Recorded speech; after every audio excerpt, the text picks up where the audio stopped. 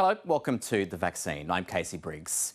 Just as Australia was starting to settle into some kind of new normal, a new variant comes along, bringing back unwelcome uncertainty.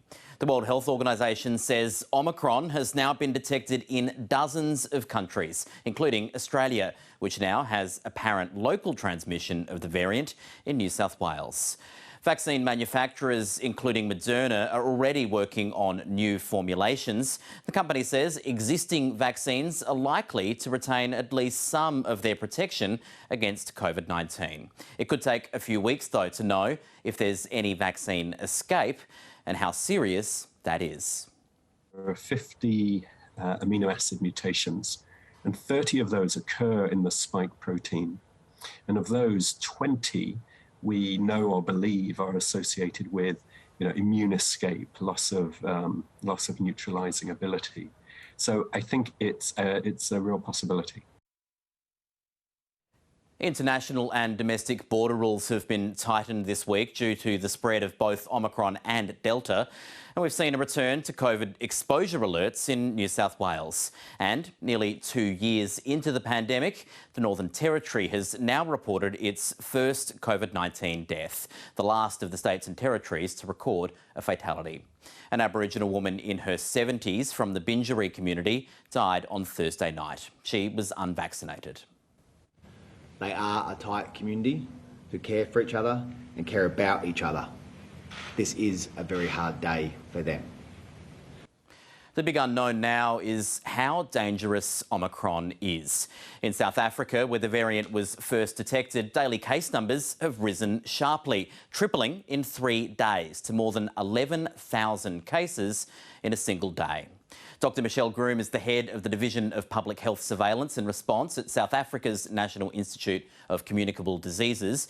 Dr Groome, welcome back to The Vaccine. Now, when we first spoke to you on the program in September, you were warning then about the potential for new variants out of Africa. Back then we were talking about C12, where vaccine coverage is obviously well below the world average. Is this the kind of scenario that you were worried about?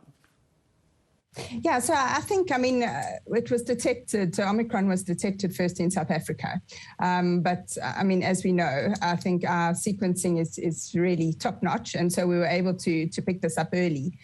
So I think the origin of it is obviously still to be determined. It's possible that it did, develop in a country which has low vaccine coverage. And I think this is, with the vaccine inequity, I think really, in terms of globally controlling this pandemic, I think it's a global, kind of problem to be able to increase the vaccination rates in all countries. We're still learning about Omicron. Researchers, though, are moving very fast. Do you have a sense, Dr Groome, of how quickly this variant was detected?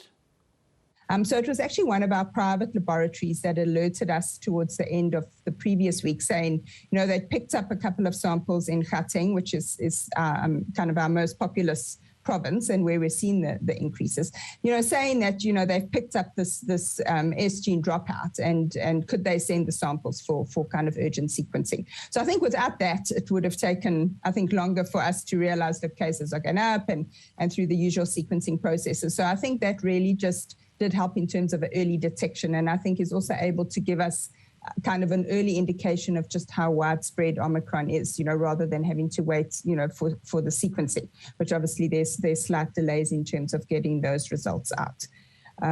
So I think that was kind of pivotal in terms of the early detection. And do we have any sense on where in the world yet this variant first emerged?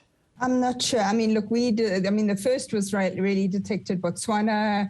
We obviously had detected, and there's been some kind of spread from South Africa, but I think it was Netherlands had actually now detected some, even before those flights from South Africa.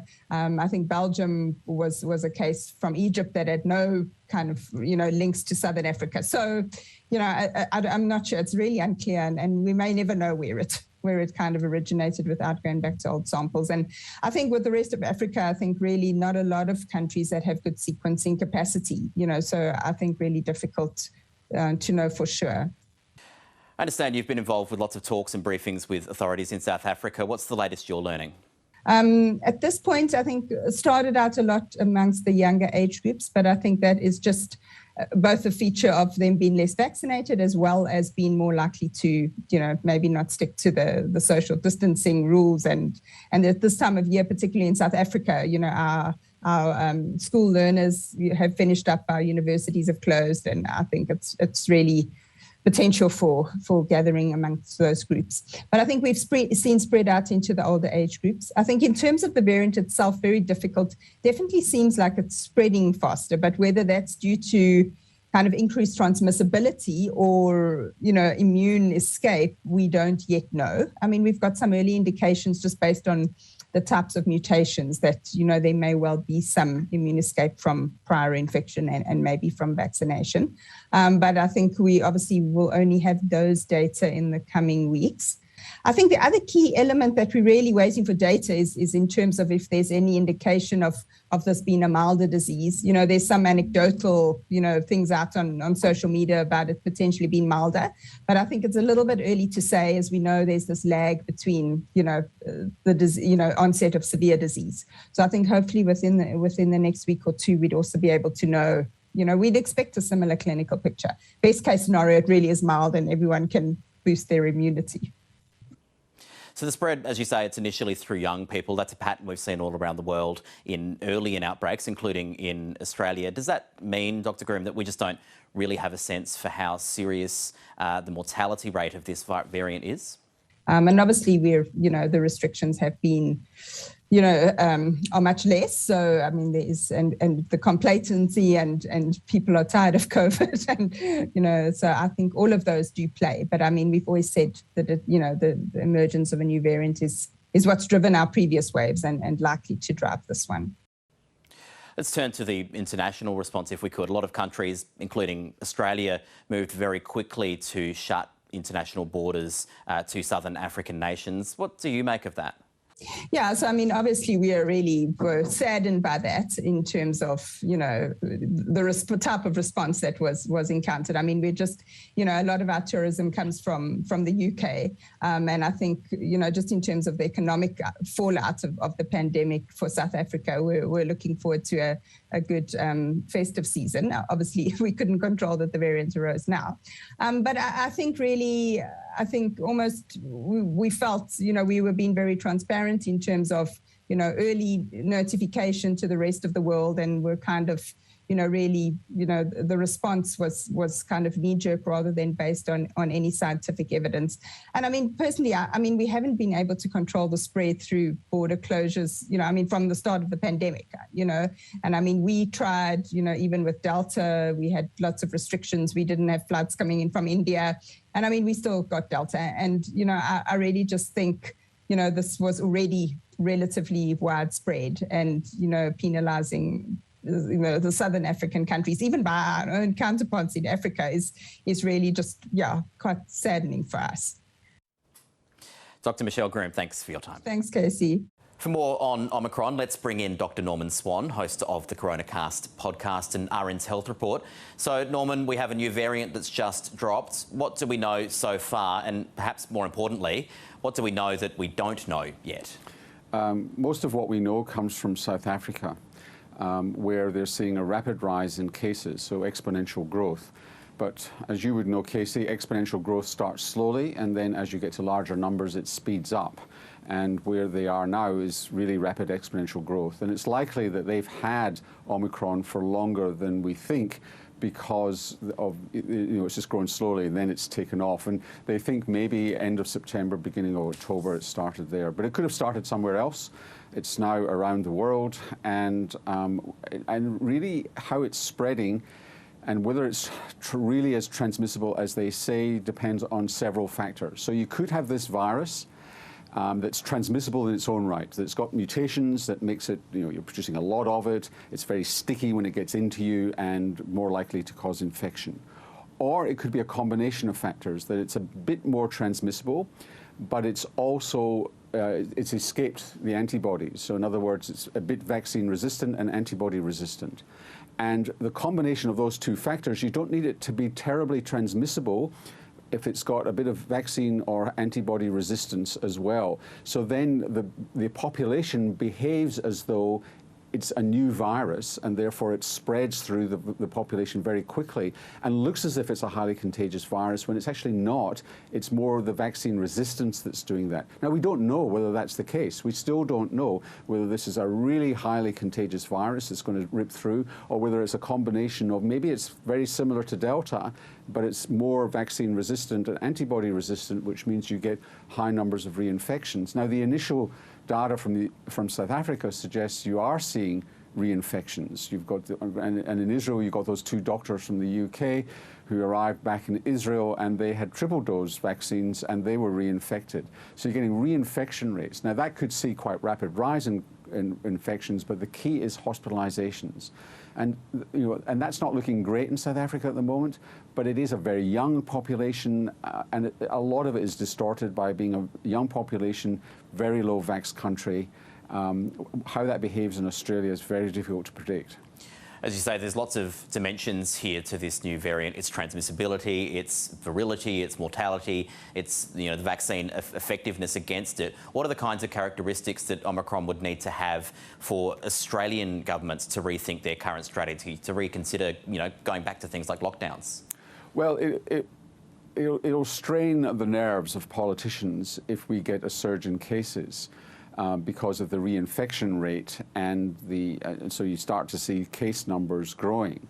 And you've got to hold your water on this, because you've got to see what's happening to hospitalizations. So if you get a surge in cases, but our high vaccination rate holds the line on severe disease, which is quite likely, then it's not really that worrying in terms of how it's going to affect Australia.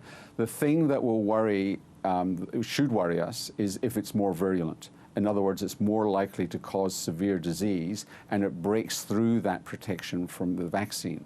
I think most people are saying that's going to be unlikely, but it's possible, and that would be fairly scary. But it's not in the virus's interests to be highly virulent. The virus doesn't have a brain, but it's programmed for survival, and these mutations are programmed for survival. And if it kills a lot of people, it doesn't spread. So it's got to be modestly virulent, so that you get a disease, you cough and splutter, and the droplets spread, and it goes into the aerosol. But if it's too virulent, it works against the virus. So it's got to, for survival, this virus has got to get that balance right. So it's unlikely not to be too virulent. There's a spectrum there between, a massive cause for concern and, a virus that maybe turns out to not be that big a deal, when compared to Delta. How long is it before we'll know, with a pretty high degree of confidence, where we are on that spectrum? So the laboratory studies are going on now to just assess properly the extent to which it is antibody resistant. So they take blood sera from people who've actually recovered from, say, Delta, and they expose that to the virus to see whether the antibodies from the person who's recovered will knock off the virus, and they'll get a reasonable sense of that. You're also getting a sense, there is some experimentation that's been done in South Africa and case studies in similar viruses, which suggests that it will be a bit vaccine resistant. A couple of weeks is the short answer before we really have a stronger sense. But we still want to see how it would behave in a country like Australia at that point. Maybe Israel will tell us, but I think it's going to be unlikely, because you get this slow exponential growth to start with, and it takes a while for it really to flick up. And that could be a month, 6 weeks. And just on the booster shot program in Australia, the advisory committee, ATAGI here, has recommended against any change to the 6-month gap between someone getting their second and their third vaccine dose. Were you expecting, Norman, that would be shortened? Yeah, I was actually. I'm surprised at at that decision. Astra is waning particularly significantly at about 4 months. Older people are really, particularly vulnerable. Particularly very elderly people are particularly vulnerable to a breakthrough in severe disease. And I think with a new variant around, one wants the best possible coverage you can with the highest possible antibody response. And when you have your third dose, particularly a mixed dose, you get a much higher antibody response than you do with the first 2 doses, regardless of what you had for your first 2. Dr Norman Swan, thank you. You're welcome. And that's the show for this week. Thanks for your company. Bye for now.